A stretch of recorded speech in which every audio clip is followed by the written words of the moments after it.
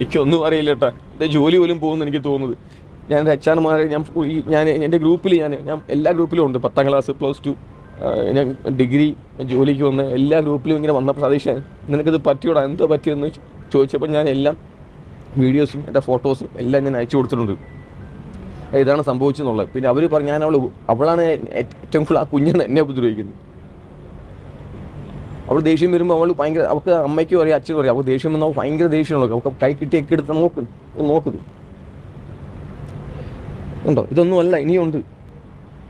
ഇതെന്ത് ഇതൊന്നും ഞാൻ സ്വയം ചെയ്യുന്നതല്ലല്ലോ. അടിച്ചതിന്റെ പാടല്ല, പക്ഷെ എന്തിന്റെ പാടാണത്? ഇത് അടിച്ച പാടാട്ടെ മൊത്തം. അവൾ എന്തൊക്കെ കാണിച്ചാണത്. ഇതിപ്പോൾ ഞാൻ കഴിഞ്ഞ പ്രാവശ്യം ഞാൻ എല്ലാവരോടും പറഞ്ഞു ഞാൻ ബാത്റൂമിൽ സ്ലിപ്പാട്ടി വീണയാണെന്ന്. അതല്ല, ഞാൻ ഒരാഴ്ച ഇങ്ങനെ കൈ കെട്ടിക്കൊണ്ട് നടക്കുമായിരുന്നു. ഞാൻ ബാത്റൂം വീണല്ലേ, ഇവളോട്ട് പ്രശ്നം വന്നപ്പോൾ ഇവളെന്നെ തെള്ളി ഞാൻ താഴെ പിടിച്ചാണ്.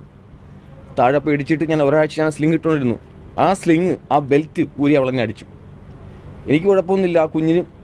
ആ കുഞ്ഞ് കാണിച്ചത് അവിടെ ദേഷ്യമാണ്. ഞാൻ ഒരിക്കലും അവളെ കുറ്റം പറയത്തില്ല. എന്തൊരു അഭിനയമാണല്ലേ. സ്വന്തം ഭാര്യ എത്രമാത്രം ഉപദ്രവിച്ചു എന്നുള്ളൊരു കാര്യം വീഡിയോസ് അല്ല ഇപ്പോൾ സോഷ്യൽ മീഡിയയിൽ കിടക്കുന്നുണ്ട്. എത്രമാത്രം ഉപദ്രവിച്ചു എന്നുള്ളൊരു കാര്യം. എന്നിട്ട് ഇവൻ പറയുകയാണ് അതുല്യാണ് ഇവനെ ഉപദ്രവിച്ചത് എന്നുള്ളൊരു കാര്യം. എനിക്ക് തോന്നുന്നു ആ ഒരു കാലൊക്കെ കണ്ട പാട് ഇവൻ തന്നെ ഉണ്ടാക്കിയതായിരിക്കും ഈ ആൾക്കാരെ കാണിക്കാൻ വേണ്ടി. അല്ലാതെ അതുല്യയെ ഇവൻ എന്തോ ചെയ്തിട്ടുണ്ട് എന്നുള്ളൊരു കാര്യത്തിൽ ഉറപ്പാണ്. അത് അന്വേഷിക്കണം. ആ കാര്യങ്ങളൊക്കെ നടന്നുകൊണ്ടിരിക്കുകയാണ്.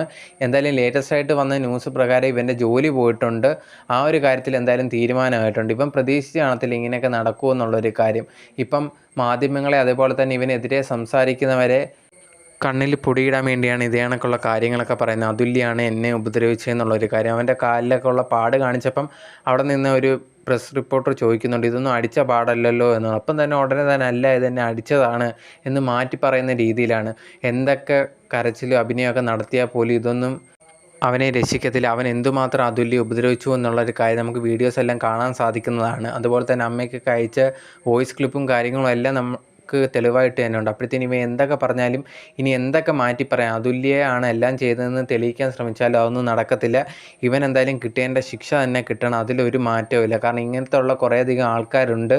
ഭാര്യ എന്ത് വേണമെങ്കിലും ചെയ്യാം, ഒന്നും തിരിച്ച് ചെയ്യത്തില്ല, അല്ലെങ്കിൽ ഒന്നും ആരും ചെയ്യാനില്ല എന്നുള്ളൊരു വിചാരമുണ്ട്. അങ്ങനെയൊന്നുമല്ല. ഇതുപോലത്തുള്ള ആൾക്കാർ ഇത് കണ്ടു പഠിക്കണം. ഇനി എന്തെങ്കിലും ചെയ്തു കഴിഞ്ഞാൽ ഇതുപോലത്തുള്ള നിയമവും കാര്യങ്ങളും ഉണ്ട് എന്നുള്ളൊരു കാര്യം. അതുപോലെ തന്നെ ഇത് കാണുന്ന കുറേയധികം സ്ത്രീകൾ ഇത് അനുഭവിക്കുന്നവരുണ്ടെങ്കിൽ നിങ്ങൾ അങ്ങനെ പേടിച്ച് അല്ലെങ്കിൽ കരഞ്ഞ് എന്ത് ചെയ്താലും മിണ്ടാതിരിക്കരുത്. കാരണം ഇപ്പം അങ്ങനെ ചെയ്തിട്ട് അവർക്കത് ചെയ്യാൻ ഇനി തോന്നത്തേ ഉള്ളൂ, എല്ലാം നിർത്തത്തില്ല.